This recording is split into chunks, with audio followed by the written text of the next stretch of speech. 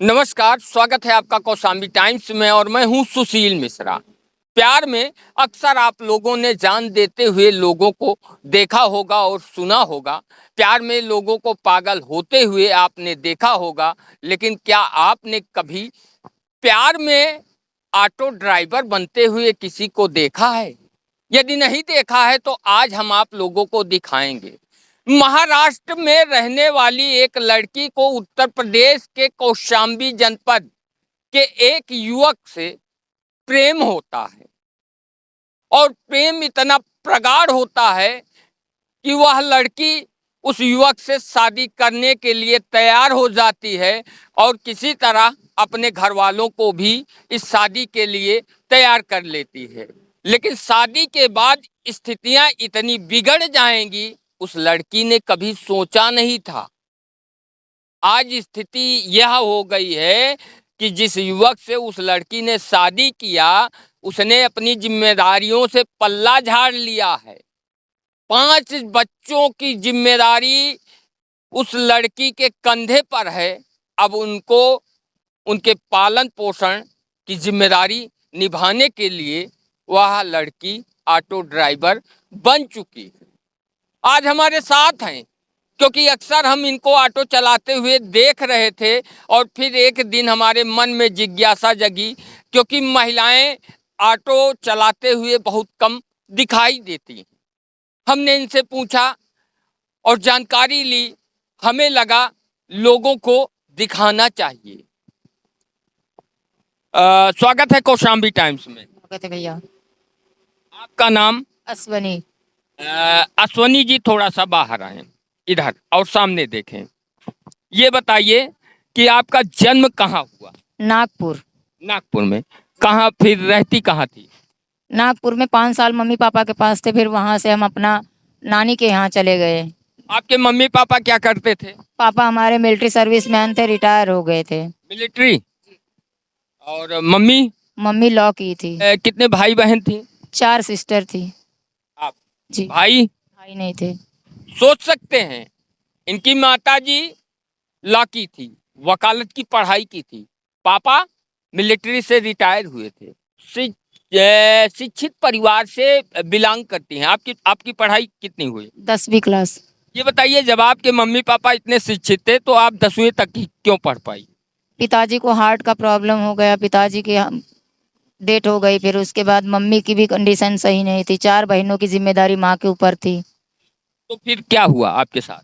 हम अपने से अपने पढ़ाई लिखाई, अब बचपने से लेकर माँ भी थी, बहनें थी हमारी बड़ी बड़ी, उनको भी देखना था। दो बहनों की शादी की थी हमसे, एक बड़ी छोटी सिस्टर थी, उसकी भी जिम्मेदारी मम्मी के कंधों पे थी। किसी तरह अपनी पढ़ाई लिखाई पूरी करने के बाद अपनी भी शादी देखा, फिर बहन सिस्टर के साथ। क्या नागपुर में ही रहती थी प्रॉपर? नहीं भैया, हम बॉम्बे में रहते थे। बॉम्बे? आप नागपुर से बॉम्बे कब आई? नागपुर से बॉम्बे हम कक्षा 4 में थे, तभी बॉम्बे चले गए। बॉम्बे में कौन था आपका? नानी नाना। नानी नाना जी। वहाँ फिर? वहीं पर हमारी 10वीं क्लास का पढ़ाई लिखाई हमने फूल माला बेच के अपना किए हैं। किस जाति से आप बिलोंग करती? मैं ब्राह्मण बिरादरी से हूँ। ब्राह्मण बिरादरी। तो ये बताइए कि आपका प्रेम कब हुआ? 93-94 में जब हम कपड़ा उपड़ा प्रेस करने जाते थे तभी। पहली मुलाकात कब हुई थी? इतना ध्यान नहीं भैया। अच्छा, तो आप प्रेस करने जाती थी या कराने जाती? कपड़ा प्रेस, स्कूल के कपड़ा, मामा मामी के कपड़ा थे। बगल में ही लॉन्ड्री थी इनकी। क्या नाम था? लक्ष्मी नारायण। इनका मूल निवास कहाँ का है? सरायकील। सरायकील। जी। कौशाम्बी उत्तर प्रदेश। जी। तो फिर कैसे आप दोनों में बातचीत शुरू हुई? हमारे नाना के यहाँ आते जाते थे। नाना जी से हमारे कहें तो नाना जी कहें कि हमारे भाई हमारी जिम्मेदारी है नहीं, अगर उसको वो स्वयं रजामंद है तो भाई आप कर लीजिए, हमारी जबरदस्ती। क्या आप दोनों में प्यार हो गया? उसके बाद आपके पतिदेव आपके नाना से बातचीत करने के लिए गए? जी भैया। तो आप भी पसंद कर रही थी? जी भैया, पसंद न किए होते तो इतने दिन इतनी जीवन थोड़ी ना बिता लेते। तो उसके बाद फिर क्या हुआ? ये 7-8 साल से पता नहीं भैया इनको क्या हुआ है। नहीं, आप फिर बॉम्बे से उत्तर प्रदेश कब आई? 96 में। 96। जी। और आप दोनों के बीच में कितने बच्चे हैं? 5 लड़के। कितने लड़के कितने लड़की? 2 लड़के 3 लड़कियां। 3 लड़कियां। जी। अ, बड़ा सबसे बड़ा लड़का है या लड़की? लड़का है पंकज। थोड़ा सा सिलसिलेवार आप बताएं कि शादी के बाद जब आप उत्तर प्रदेश में आई तो किस तरह से रहन सहन, कैसे की बच्चों की परवरिश हुई? रहन रहन सहन में इनके पास कुछ भी नहीं था, केवल एक चाल दीवाली का मकान और इनकी माताजी थी। इनकी माताजी के तरफ देख के भैया इतने दिन बिता लाए हैं हमने, क्योंकि उनकी माताजी का भी कोई नहीं था। उनके माताजी का देखभाल पालन पोषण सब हमारे जिम्मेदारी पर था। जैसे हमारी माँ थी वैसे वो भी हमारी माँ था, स्थान थी। इनकी माँ की वजह से हमने ये इतने दिन यहाँ काट लिए हैं। यदि इनकी माँ ना होती भैया तो हम चले जाते कब के। पहला बच्चा कब हुआ? 97 में। 97 में लड़का हुआ। अच्छा ये बताइए, जो 3 लड़कियां हैं, शादी किसी की हुई? एक लड़की की। एक लड़की। जी। और जो लड़का है बड़ा वाला, वो क्या कमा रहा है? जी, बॉम्बे में प्राइवेट हॉस्पिटल में रह के काम करता है। तो क्या वो जब वो कमा रहा है तो आपको ऑटो चलाने की क्या जरूरत है? जब भैया उनका पेमेंट उन्हीं को पूरा नहीं पड़ता तो हमारी क्या जिम्मेदारी उठाएगा? उसकी शादी हुई? नहीं भैया। नहीं हुई। उसके बाद भी वो कमाई के हिस्सा नहीं दे रहा? नहीं भैया, नहीं दे रहा। 1 रुपया भी नहीं। छोटा वाला? छोटा वाला आइसक्रीम लगाता है, जो भी उनसे उससे पड़ता है 100-200 जितना है। जितना बड़ा है 16-17 साल का लड़का क्या दे सकता है? 16-17 साल का लड़का। 2 बेटियां हैं। उनकी जिम्मेदारी पूरी हमारे ऊपर है भैया। क्या कर रही हैं इस समय वो? पढ़ती है। किस क्लास में है? एक छोटी वाली को पढ़ा रहे, कक्षा 6 में है। बड़ी वाली को हम पढ़ा नहीं पाएंगे भैया, हमारी औकात नहीं है। बड़ी वाली क्या उम्र होगी? में 9th में थी, 10th में 9th पास की, 10वीं में एडमिशन करवाने की हमारी औकात नहीं भैया। 10वीं में एडमिशन नहीं करा रहे? मतलब आपने अपना जीवन तो नष्ट कर दिया प्रेम के चक्कर में।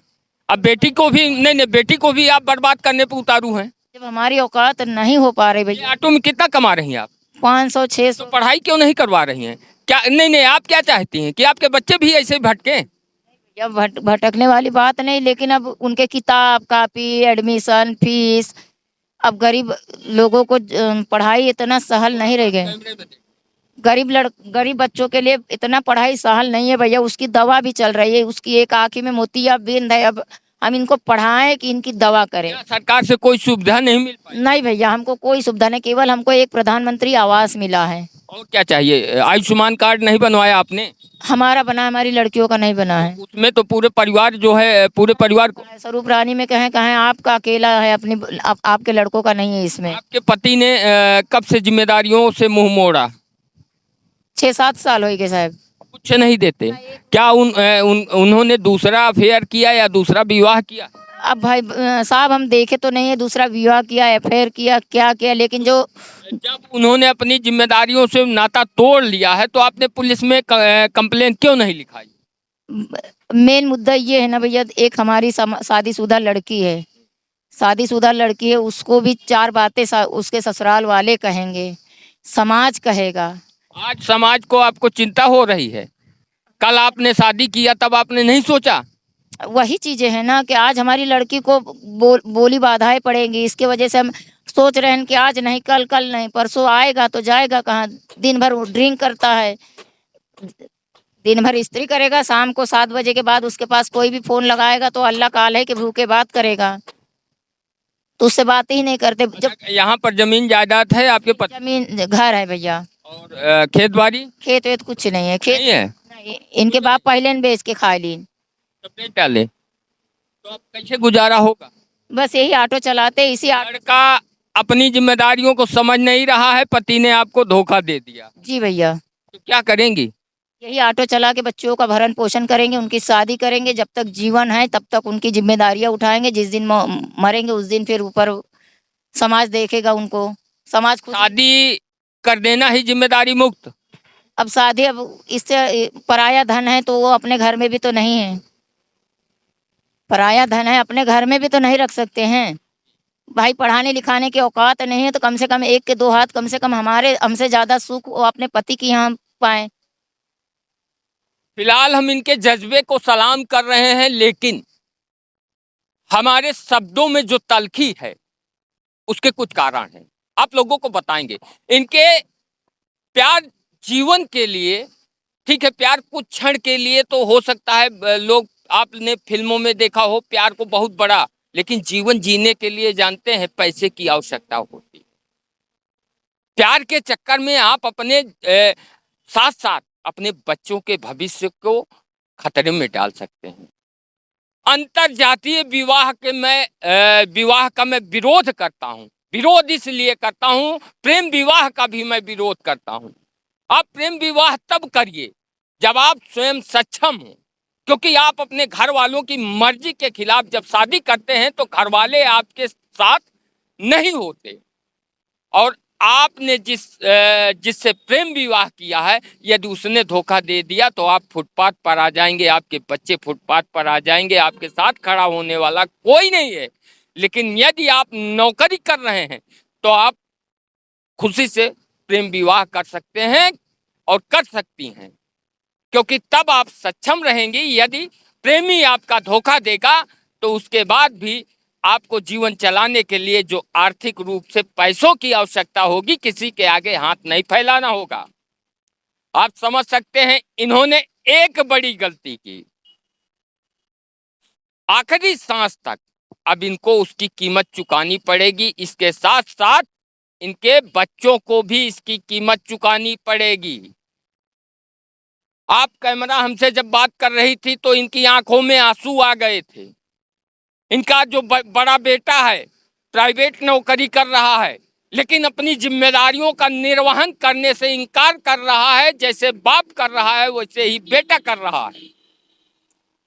47 साल इनकी उम्र हो चुकी है, लेकिन अभी 2 बेटियों की शादी करनी है। पढ़ाई की चिंता नहीं है, क्योंकि कमाई नहीं है। जबकि उन बच्चियों को पढ़ाना चाहिए, उनको अपने पैरों पे खड़ा करना चाहिए, क्योंकि इन्होंने तो भोगा है, वो बच्चियां ना भोगे। आप लोग क्या सोचते हैं?